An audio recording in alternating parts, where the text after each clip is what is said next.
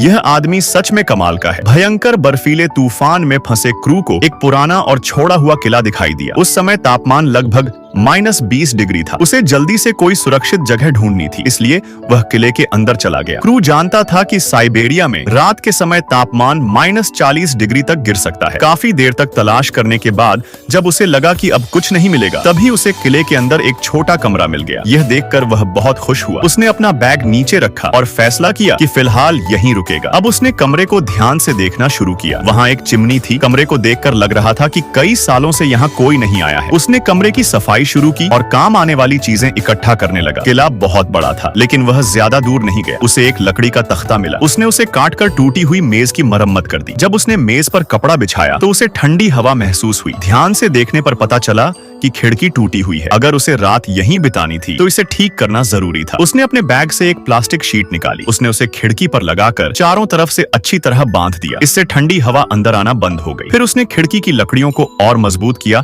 और ऊपर एक कपड़ा भी लगा दिया ताकि बाहर से रोशनी दिखाई न दे। अब कमरा काफी सुरक्षित हो चुका था। बाहर अंधेरा हो चुका था और ठंड लगातार बढ़ रही थी। अब उसने चिमनी जलाने की कोशिश की। चिमनी जलते ही कमरे में गर्मी फैलने लगी। बाहर तापमान -30 डिग्री तक पहुंच गया था। अब खाने का समय था। उसने गोमांस के टुकड़े काटकर गर्म पैन में डाले। फिर उसमें प्याज डाली ताकि स्वाद और खुशबू बढ़ जाए। खाना पकते देखकर उसे अपनी भूख और ज्यादा महसूस होने लगी। जैसे ही उसने गर्म खाना खाया, उसे बहुत अच्छा लगा। गोमांस नरम हो चुका था और उसमें शोरबे का स्वाद भर गया था। खाने के बाद चिमनी की आग लगातार कमरे को गर्म रख रही थी। बाहर तूफान चल रहा था, लेकिन अंदर का माहौल आरामदायक था। वह बिस्तर पर लेटा और थोड़ी ही देर में गहरी नींद में सो गया। तो दोस्तों, अब आप बताओ, आपके फोन में चार्ज कितनी है?